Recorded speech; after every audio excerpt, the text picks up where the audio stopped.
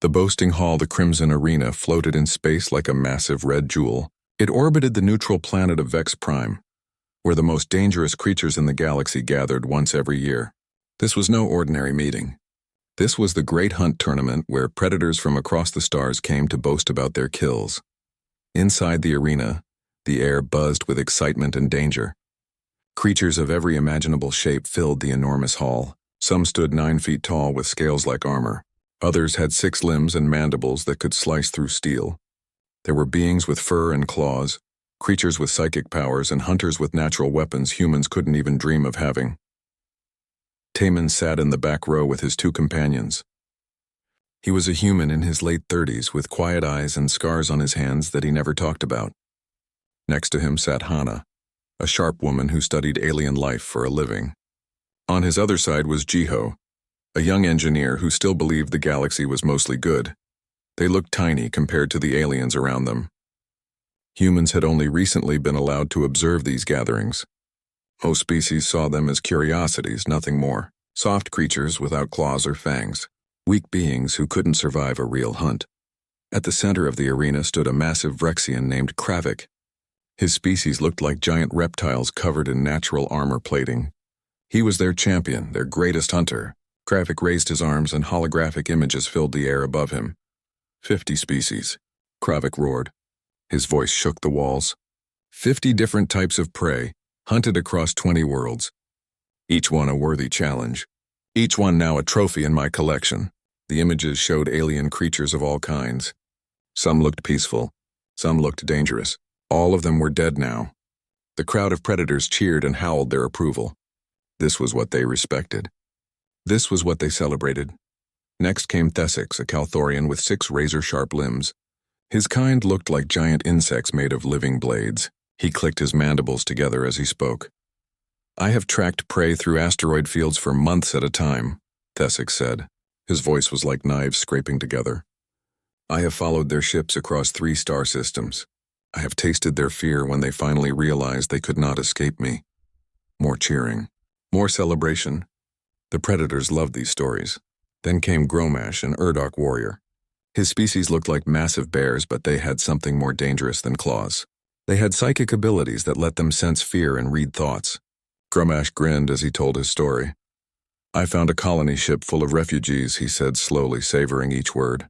Families running from war. Children crying for their parents. I hunted them through their own ship for 3 days. I let them think they might escape. I fed on their terror before I fed on their flesh. The hall exploded with roars of approval. This was the ultimate hunt to them. Not just killing, but enjoying the fear of the prey, making the hunt last, making it memorable. Jiho looked sick. His face had gone pale. Hana's jaw clenched tight, but she kept her expression neutral. Taman just watched. His face showed nothing at all. Around the arena, trophies hung on the walls. Skulls of every size and shape. Preserved organs floating in strange liquids. Crystallized essences of dead species. Each trophy represented lives taken. Species hunted, prey that had lost the ultimate game. The tournament master was an ancient Vrexian called Morduk. He was even larger than Kravik, with scars covering his entire body. Each scar told the story of a dangerous hunt. He had survived them all. Morduk's eyes swept across the audience and stopped on the humans sitting in the back. A cruel smile crossed his reptilian face. And what about our guests? Morduk said loudly. The humans. Surely these brave observers have hunting stories to share with us. Laughter erupted through the hall. Not friendly laughter. Mocking laughter. The idea of humans hunting anything seemed like the funniest joke they had ever heard. Come now, Morduk continued. Don't be shy. Tell us about your greatest hunts. Tell us about the dangerous prey you've tracked. Tell us about your trophies. The laughter grew louder. Some predators slapped their claws or hands on their seats. Others howled with amusement. Humans hunting? They barely looked strong enough to survive, let alone hunt. Taman stood up slowly. The laughter began to fade as predators noticed the movement. He walked down the steps toward the center of the arena. His footsteps echoed in the growing silence. He wasn't tall compared to the aliens. He didn't have claws or fangs. He didn't have armor or natural weapons. He just looked like an ordinary man walking calmly through a room full of the galaxy's deadliest creatures. Hana and Jiho watched nervously. They knew that look on Taman's face. They had seen it before. It was the look of a man who had made a decision. Taman reached the center of the arena and stopped. He looked up at the trophies covering the walls. Hundreds of them. Thousands of kills represented in this one room. He turned slowly, taking it all in. The predators leaned forward. What would this tiny human do? Would he embarrass himself? Would he admit that his species was nothing compared to them? Would he beg for mercy after insulting them by being here? Taman looked at Kravik and his 50 kills. He looked at Thesix and his patient stalking. He looked at Gromash and his enjoyment of terror. He looked at Mordic with his lifetime of hunting. Then he spoke. His voice was barely above a whisper, but the arena's acoustics carried it to every corner. Every predator heard his words clearly. Is that all? The silence that followed was absolute. Not a single creature moved. Not a single claw clicked. Not a single breath could be heard. Those 3 words hung in the air like a bomb waiting to explode. Kravik's eyes widened. Thesix's mandibles froze mid-click. Gromash's psychic senses recoiled as if they had touched something dangerous. Mordic's ancient face showed an emotion he rarely felt. Surprise. The human had just insulted the greatest hunters in the galaxy. He had looked at their life's work, their proudest achievements, their most treasured trophies. And he had asked if that was all they had accomplished. The whisper began to spread through the crowd. Shock turned to confusion. Confusion turned to anger. How dare this prey species insult them? How dare this weak creature mock their achievements? But Taman just stood there calmly waiting. His eyes showed no fear. His hands didn't shake.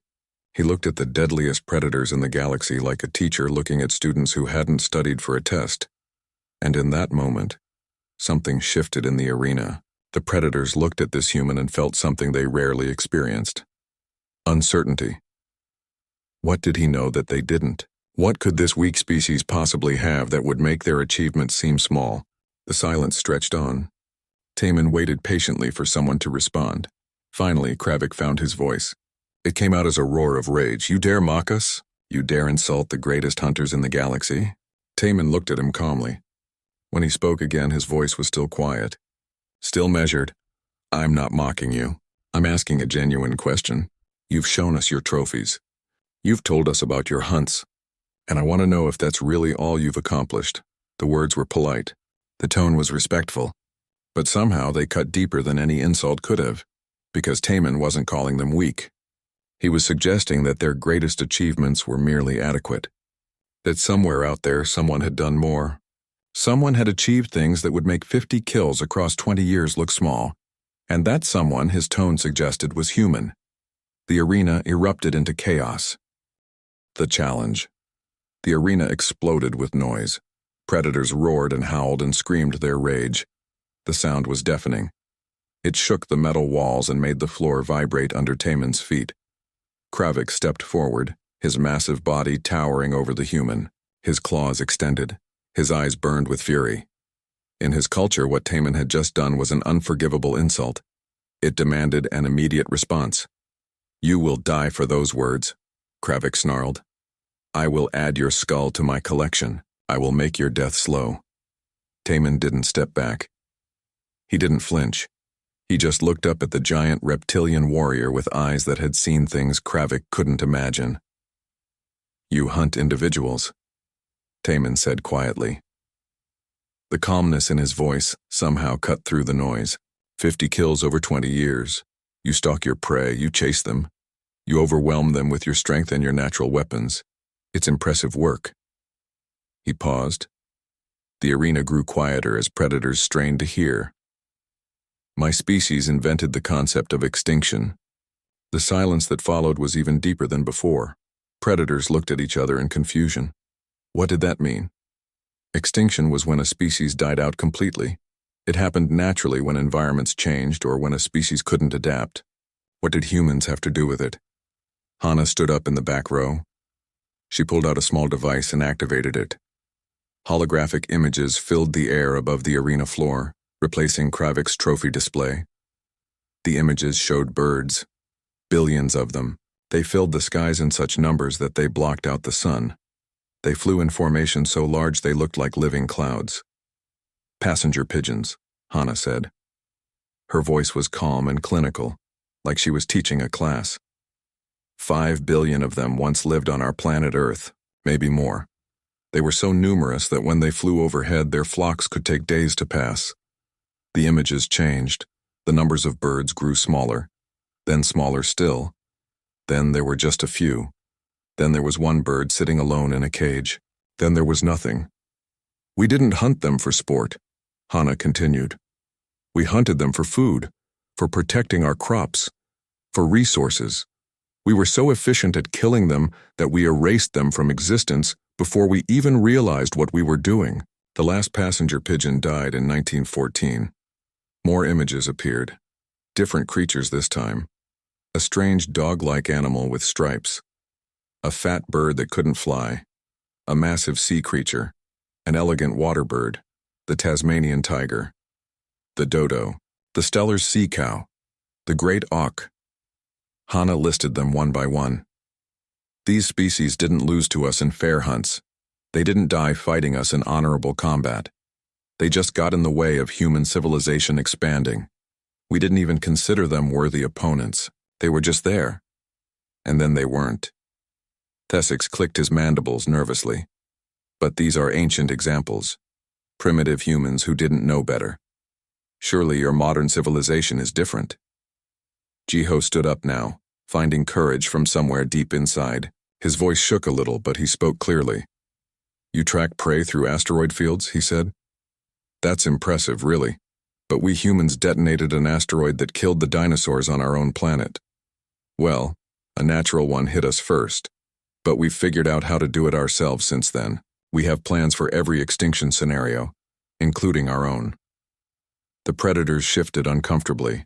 This wasn't making sense. These humans were talking about destruction on a scale that seemed impossible. Surely they were lying. Surely they were making it up to save face. Taman spoke again, his voice still quiet and controlled. You're right to doubt the old stories. Let me tell you about modern humanity. He didn't show them weapons. He didn't show them battles. Instead, new images appeared in the air. Scientists in a clean white laboratory. They worked carefully with tiny samples, their hands steady and precise. We drove species to extinction, Taman said. Hundreds of them, maybe thousands. And then we felt guilty about it, so we brought them back to life. The holograms showed the process. Taking old DNA from preserved specimens, recreating genetic codes, growing new animals from nothing but information and science. We became gods of life and death to entire evolutionary lines, Taman continued. We don't just hunt. We decide what lives and what dies. We decide what exists and what doesn't. We can erase a species or resurrect it. That's the power my civilization has. Gromash, the Urdok warrior, tried to use his psychic abilities to sense if Taman was lying. But he found nothing but calm certainty. Either this human believed what he was saying completely, or he had mental shields stronger than anything Gromash had ever encountered. The door to the arena opened. 2 more humans entered. One was a man in his 40s with a military bearing. The other was a woman who moved with the grace of a diplomat. They had heard about the confrontation and come to intervene. Taman, the woman said urgently.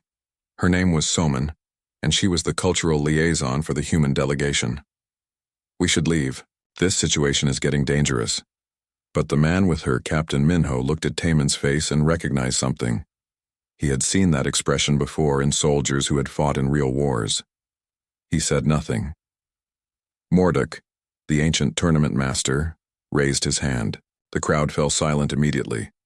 When a being as old and dangerous as Morduk commanded attention, even the proudest hunters obeyed. The human has made claims, Morduk said slowly. Bold claims about his species' capabilities. Claims that insult every hunter gathered here.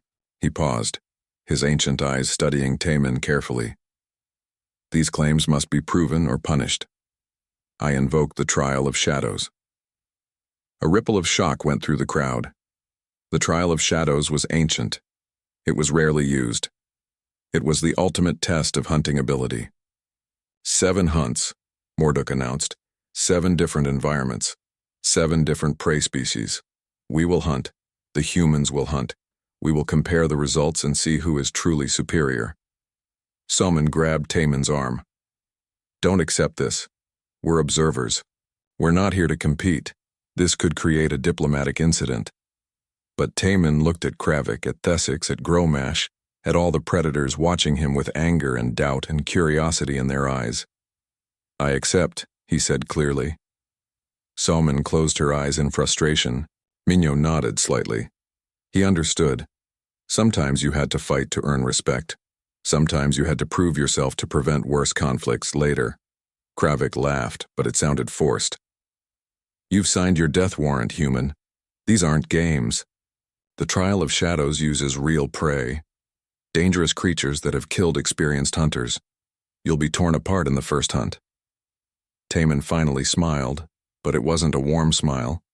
It was the smile of someone who knew a secret. We'll see, he said simply. Anna walked down to join Taemin on the arena floor.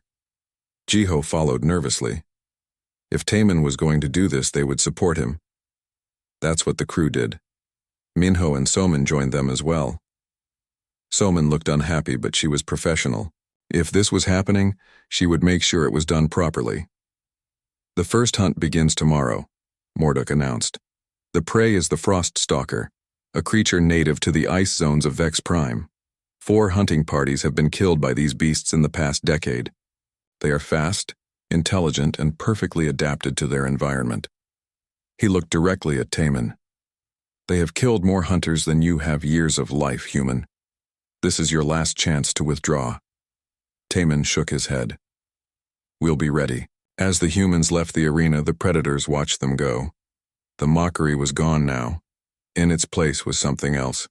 Curiosity, uncertainty, and for some, the first small seeds of doubt. Could these weak-looking creatures actually be dangerous? Could they really have the power they claimed? Could humans truly be more than they appeared? Kravik watched them leave and felt something he hadn't felt in years. Not fear exactly, but not confidence either. Tomorrow would reveal the truth.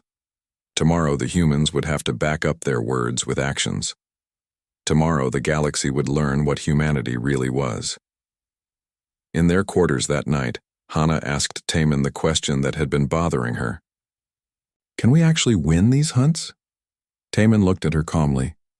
We don't need to win the way they think of winning. We just need to show them what we're capable of. We need to show them that humanity isn't prey. And if we fail? Jiho asked nervously. Taemin's expression didn't change. We won't fail. Because failure isn't something humans accept. We adapt. We innovate. We find a way. He looked out the window at the stars beyond. That's what makes us dangerous. Not claws or fangs or armor. Not natural weapons or psychic powers. We're dangerous because we never stop trying. We're dangerous because we learn from every mistake. We're dangerous because when you knock us down, we get back up. He turned back to his crew. Tomorrow they'll start to understand. Tomorrow we show them what happens when you underestimate humanity. The hunts begin. The frozen wastelands of Vex Prime stretched endlessly in every direction. Ice covered everything. The temperature was far below what most species could survive without protection. Wind howled across the empty landscape, carrying snow and danger in equal measure. This was where the Frost Stalkers lived. And this was where the first hunt would take place.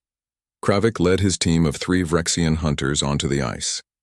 Their natural armor protected them from the cold. Their thermal vision could see heat signatures through the blizzard. They moved with confidence, knowing they were built for this kind of hunt. Behind them, the humans followed. Taemin, Hana, and Jiho wore insulated suits that looked bulky and awkward.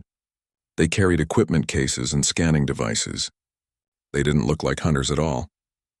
They looked like scientists on a field trip. A new human had joined them. Her name was Kyung, and she was a survival expert who had trained people for hostile environments across dozens of worlds. She was in her 50s, calm and experienced. The Frost Stalkers are pack hunters, Morduk had explained before the hunt began. They're 12 feet long, covered in white fur that makes them invisible in the snow. They have claws that can tear through metal. They're smart enough to set ambushes. 4 hunting parties have died trying to kill these creatures. The Vrexians had immediately set off to track and kill the beasts. That was their way. Find the prey, Chase it down. Overwhelm it with superior strength and natural weapons. The humans did something different. They stopped after just 100 meters. Hana set up scanning equipment. Jiho assembled what looked like a complicated sensor array. Taman just watched the landscape, his eyes taking in every detail. "What are they doing?" Thesix asked from the observation platform back at the arena. The entire hunt was being broadcast to the watching predators.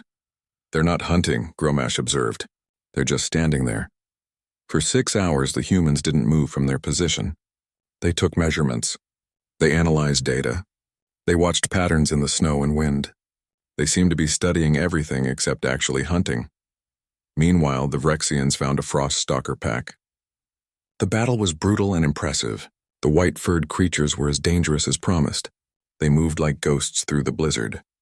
They coordinated their attacks with intelligence and precision, but the Vrexians were stronger. After hours of combat, Kravik's team killed 3 of the massive predators. They emerged bloodied but victorious, dragging their kills behind them as proof of their success. The watching predators cheered. This was hunting as they understood it. Strength against strength, predator against predator. The Vrexians had proven themselves worthy.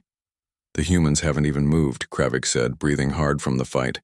"They're cowards. They're afraid to actually hunt, but Taman wasn't afraid. He was learning." Hana had identified the frost stalkers' migration patterns, their social structures, and their den locations. Jiho had mapped the pack dynamics and family groups. Together they had built a complete picture of how these creatures lived. "Ready?" Taman asked. Hana and Jiho nodded. Kyung smiled slightly. She knew what was coming. Taman pulled 3 small devices from his equipment case. They were each about the size of a fist with simple controls and small speakers. He walked to 3 specific locations that Hana had marked on her map. He placed 1 device at each location. "What are those?" a young biologist named Doyen asked over the communication channel. He was watching from the human ship in orbit. "Infrasound generators," Taman replied. "They produce sound frequencies below human hearing range, but the frost stalkers can hear them perfectly." "What frequency?" Doyen asked, fascinated. "The frequency that triggers fear responses in their neural structure," Hana answered. "Every species has sounds that cause instinctive terror.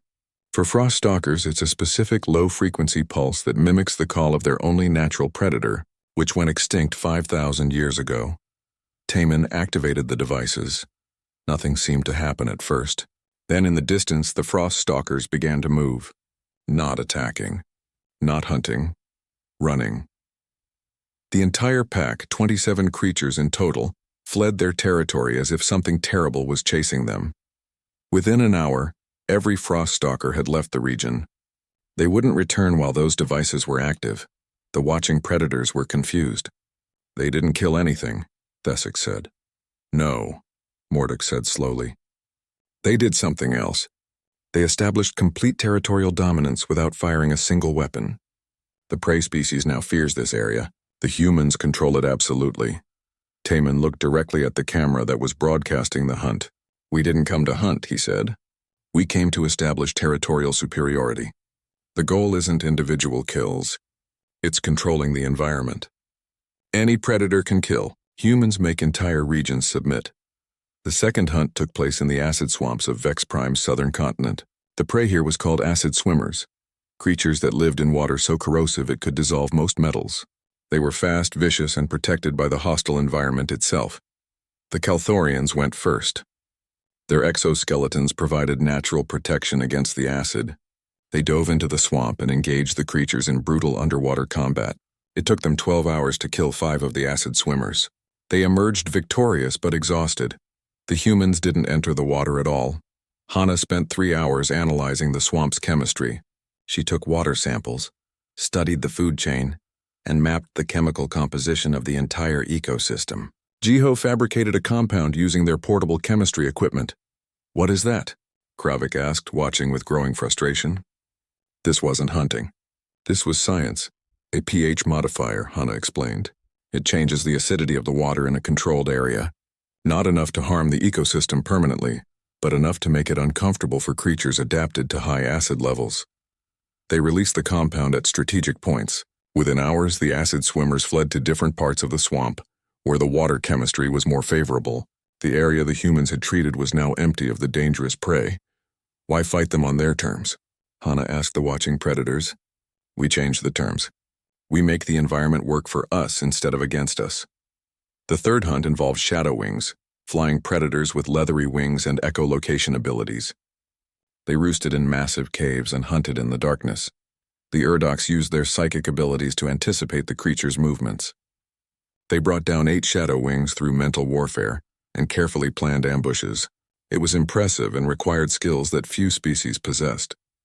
Kyung arrived for this hunt with specialized equipment. The humans spent a day mapping the shadow wings' roosting patterns using small flying drones. They studied where the creatures slept, how they chose their roosts, and what environmental factors they preferred. Then they introduced a harmless bacteria into the caves. The bacteria didn't hurt the shadow wings, but it produced a smell that the creatures found unpleasant. Within 2 days, the entire colony of shadow wings relocated to caves on a different continent. Displacement, not destruction, Kyung explained. Modern humans learned from our mistakes. We nearly destroyed our own planet by killing everything that inconvenienced us. Now we're smarter. We move problems instead of eliminating them. The predators were growing disturbed. This wasn't hunting as they understood it. Where was the honor in making prey flee? Where was the glory in avoiding combat? Where was the proof of strength? But they also couldn't deny the effectiveness. The humans were dominating every environment they entered. They were establishing control without risk to themselves. It was efficient in a way that made the predators uncomfortable. The fourth hunt changed everything. The prey was called tunnel borers, massive armored creatures that lived deep underground. They were nearly indestructible, with shells that could withstand incredible force. They had killed dozens of hunters over the years. Even the most powerful predators struggled against them. Minho joined this hunt. The predators expected another display of human avoidance tactics. Another clever trick to make the prey flee. Another scientific solution that avoided actual combat. Instead, Taemin and Minho entered the tunnels directly. They had prepared carefully. They had studied the creature's sensory systems and understood how the borers detected prey. They had mapped the tunnel networks using sonar and ground-penetrating radar. They had identified structural weaknesses in the borer's armor at specific joint locations where plates connected. They didn't go in with big weapons or advanced technology. They went in with knowledge, planning, and precision. 6 hours later, they emerged. They had killed 3 tunnel borers. Not through brute force. Not through overwhelming firepower. Through precise strikes at vulnerable points, coordinated ambushes, and tactical use of the tunnel environment itself. Kravik stared at them in shock. You actually hunted them. Like real predators, Taemin looked at him calmly. Blood and dirt covered his suit. We can hunt, he said quietly. We just usually don't need to. It's inefficient. It's risky, but when we have to, we're very good at it. He paused, meeting Kravik's eyes directly. We've been trying to show you the difference between modern humans and ancient ones. Modern humans are civilized. We have better ways to solve problems. The revelation. The predator species called for a council meeting. 4 hunts had been completed. The aliens had won more individual kills. They had displayed strength, speed, and natural hunting ability that no human could match physically. But they felt like they were losing anyway. Something about the humans disturbed them deeply. The way Taemin's team approached every problem. The way they made entire environments submit. The way they could choose between avoiding combat or engaging in it with precise, calculated violence. Morduk stood before the gathered hunters. We must understand what made humans this way. We must know their history, their nature. Before we continue, we need to see the truth of what they are. Someone tried to object. Our history is our own. Some things are better left private. Our military capabilities, our weapons technology, our methods of warfare, these are classified for good reasons. But Taemin overrode her. No, they deserve to know what they're dealing with. If we're going to coexist in this galaxy, the truth is better than mystery. Mystery breeds fear. Knowledge breeds respect. A new human arrived. Her name was Insuk, and she was a historian who specialized in human warfare. She was in her 60s, with gray hair and eyes that had spent decades studying the darkest parts of human nature. She set up a holographic display in the center of the arena. The predators gathered around, curious and wary. You are all natural predators, Insuk began. You have claws, fangs, armor, venom, psychic powers. You were born with weapons. You were born to hunt. It's in your nature, coded into your very biology. Images appeared. Early humans on the plains of Africa. They looked weak and vulnerable. Small bodies. No claws. No fangs. No armor. No natural weapons at all. Humans had none of that. We were prey. Everything wanted to eat us. Anything larger than us could kill us easily. We should have gone extinct. The images showed human ancestors running from predators, hiding in trees, living in fear, being hunted by creatures stronger and more dangerous than they could ever hope to be. So we invented weapons, not because we wanted to hunt, because we needed to survive. We made spears from sticks and stones. We made bows from wood and sinew. We made tools because we had to. The timeline began to move forward. Humans with better weapons, better tools, better strategies. But here's the thing about humans, Insuk continued. We didn't just fight animals. We fought each other. For thousands of years, we perfected the art of killing our own species. The images showed human warfare through history, tribal conflicts, ancient armies, medieval battles, each era showing humans getting better at organized violence. Then the images accelerated. Swords became guns. Guns became machine guns. Machine guns became artillery. Artillery became bombs dropped from flying machines. Bombs became missiles. Missiles became nuclear weapons. The predators watched in growing horror. This wasn't honor combat. This wasn't individual hunting. This was death on a scale they couldn't comprehend. A new hologram appeared. A human military officer in uniform. His name was Young Ho, and he was broadcasting from a command center somewhere. He had been Taemin's commanding officer years ago. You want to know about human hunting capability? Young Ho asked. Let me tell you about our wars. He showed them historical battles, but not the way the predators understood fighting. He showed them trenches filled with millions of soldiers. He showed them cities destroyed from the air, reduced to rubble by bombs. He showed them naval battles where thousands died in minutes when ships exploded. The Battle of the Somme, Young Ho said. 60,000 humans killed in a single day. World War II, 85 million dead over 6 years. We fought with such intensity that we poisoned our own planet. We devastated our own ecosystems. We created weapons that could destroy entire cities in seconds, and we kept fighting anyway. Thessex's mandibles clicked nervously. But surely these were necessary conflicts. Surely you fought for survival. Some were, Young Ho admitted, but many weren't. We fought over territory, over resources, over ideas and beliefs, over pride. We fought because we couldn't agree, and we were very, very good at it. Hana added more context. Humans evolved something called persistence hunting. We would chase prey until it collapsed from exhaustion, not because we were faster, but because we wouldn't stop. We couldn't be escaped from. That same psychology applies to warfare. Humans don't accept defeat. We adapt, we innovate, we continue until the threat is eliminated or we die trying. Taemin finally spoke about his own past, the part he rarely discussed, the part that explained the scars on his hands and the darkness in his eyes. I served in the Outer Colony Wars, he said quietly. Most of you don't know about them because they were internal to humanity. Human rebels on Mars and in the asteroid belt wanted independence. Earth wanted control.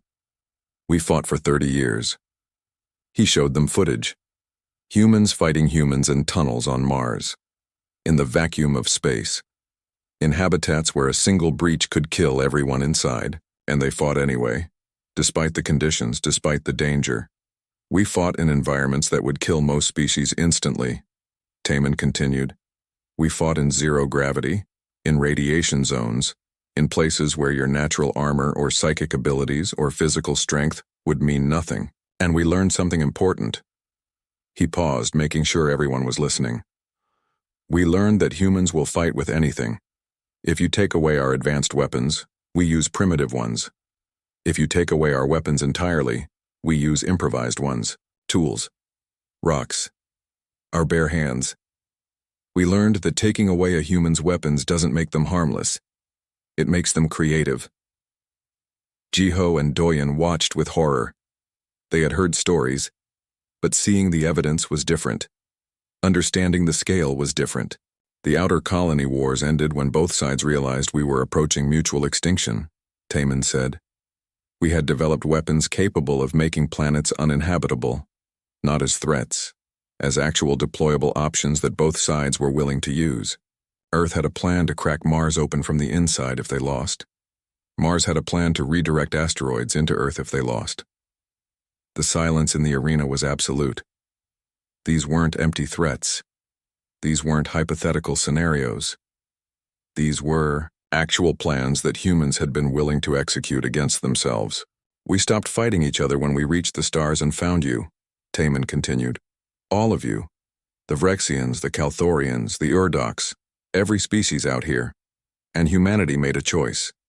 Insuk's display showed the transformation. Human weapons being decommissioned, military forces being reduced, diplomatic corps being established, science ships being built instead of warships. We chose to be explorers instead of conquerors, Insuk said. We chose to be scientists instead of soldiers. We chose to learn about the galaxy instead of dominating it. But make absolutely no mistake about this, that choice can be unmade.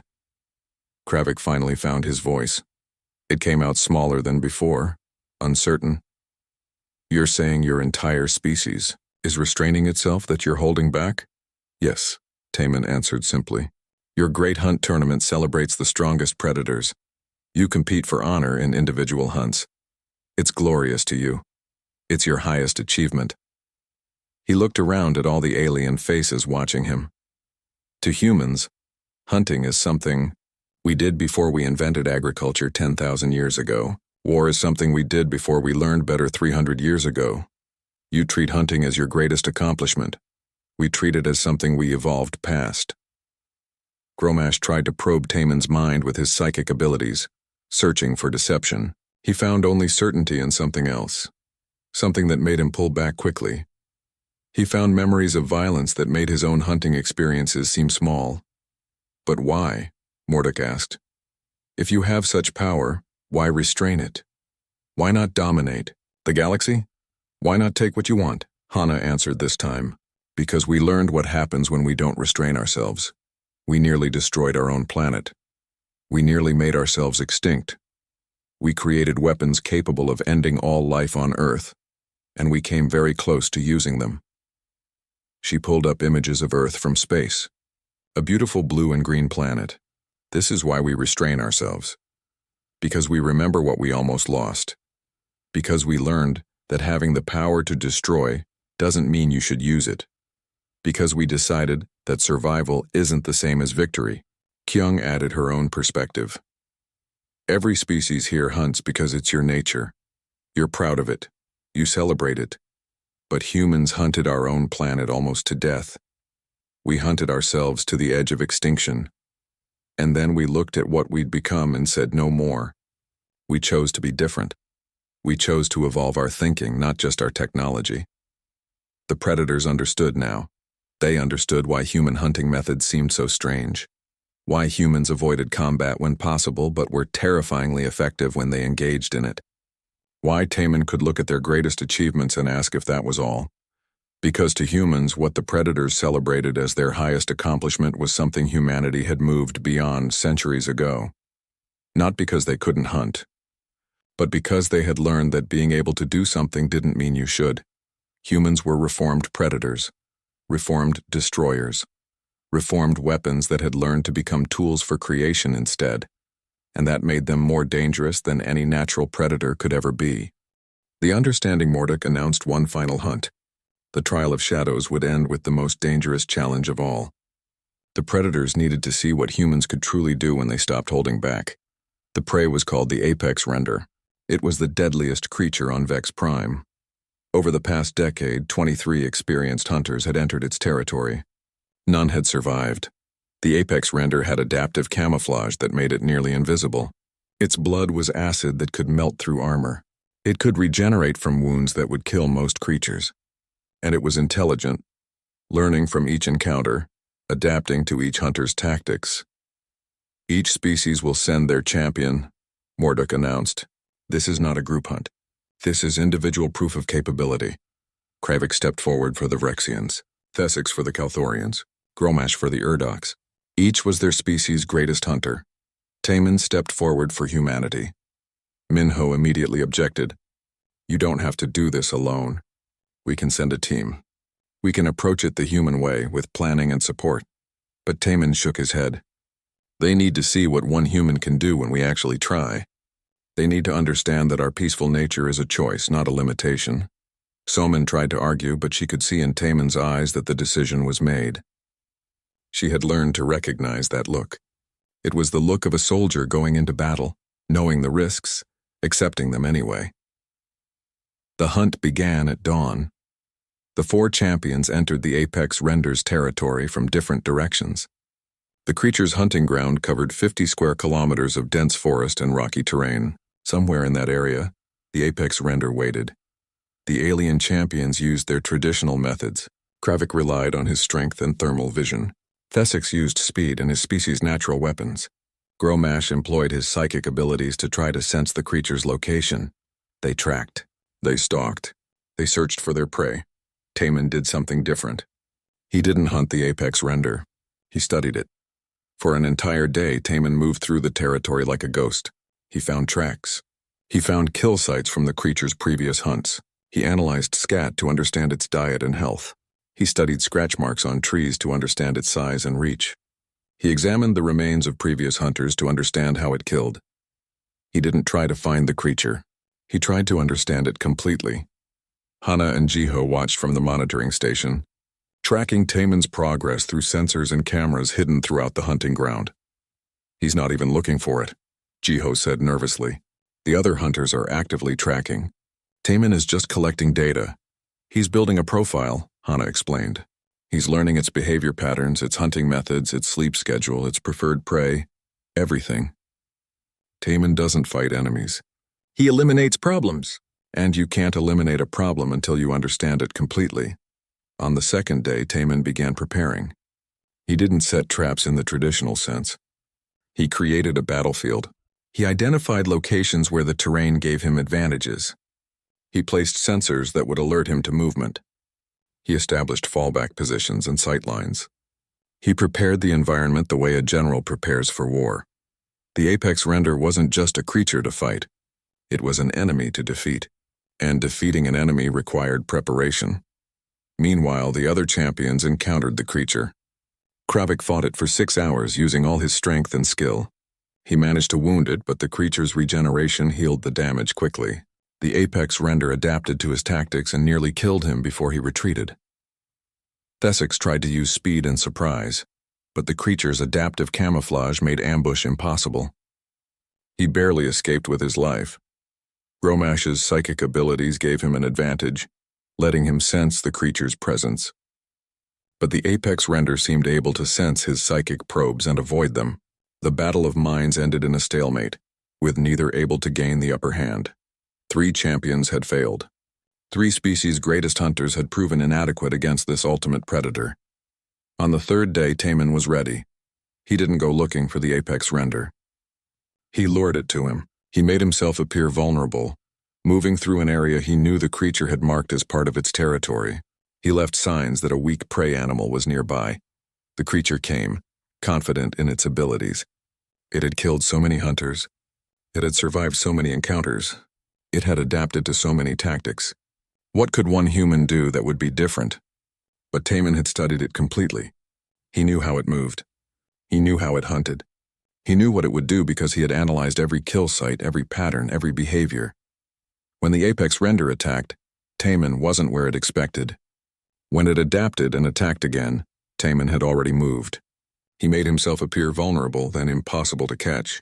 He frustrated the creature, made it angry, made it sloppy. He led it through his prepared battlefield like a conductor leading an orchestra. Every move was calculated. Every step was planned. He turned the creature's own instincts against it. The apex render was the perfect predator. But Taman wasn't prey. He was something the creature had never encountered before. A predator that thought multiple steps ahead. A predator that used intelligence instead of instinct. When the creature was exactly where Taman wanted it, when it had committed to an attack it couldn't retreat from, he struck. One precise blow to the neural cluster he had identified on the first day. The weak point in its adaptive armor. The single vulnerability in an otherwise perfect predator. The apex render collapsed. Dead. When the other champions arrived at the location, they found Taman sitting beside the creature's body. He wasn't celebrating. He wasn't displaying his kill proudly. He just looked tired. "You fought with honor," Kravik said quietly. There was respect in his voice now. "Real respect. I fought to win," Taman corrected. "Honor is for games. This was survival. There's a difference." They returned to the Crimson Arena for the closing ceremony. The Great Hunt tournament was over. By individual kill counts, the aliens had won. They had more trophies, more direct confrontations, more traditional hunting successes. But everyone knew the humans had won something else entirely. They had won respect. They had won fear. They had shown the galaxy what humanity really was. Mordek stood before the gathered crowds. His ancient voice carried through the hall. "We invited humans as observers. We mocked them as weak. We have learned our error." He paused, letting his words sink in. "I declare humanity eligible for full participation in galactic predator culture. But I also recommend to the Galactic Council that humans be recognized under the Apex Predator protocols." Confusion rippled through the crowd.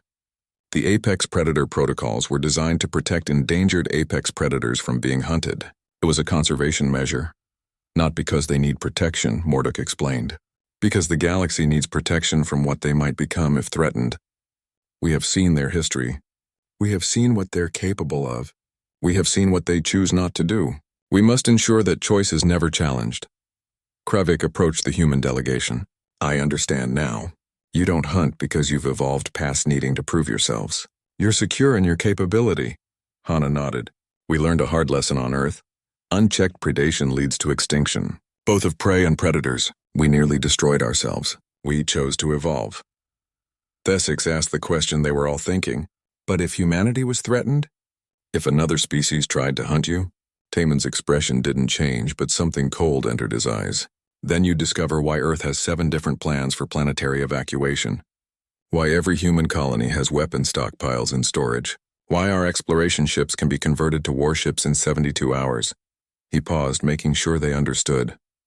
"We're not peaceful because we're weak. We're peaceful because we know exactly what we're capable of. We chose this path, but never mistake choice for inability." Later, on the human ship heading back to Earth, the crew processed what had happened. Jiho and Doyen struggled with learning the true depth of humanity's violent past. A counselor named Sunhee helped them understand. "It's disturbing to learn what your species has done," she acknowledged. "But it's important too. We came from violence. We chose peace. That choice matters more than anything," Kyung added. "The aliens hunt because it's their nature. We stopped hunting because we transcended our nature. That's the real difference." Taman and Hana stood at the observation window watching the stars. "Do you think we did the right thing?" Hana asked. "Showing them what we are?" "They needed to know," Taman replied.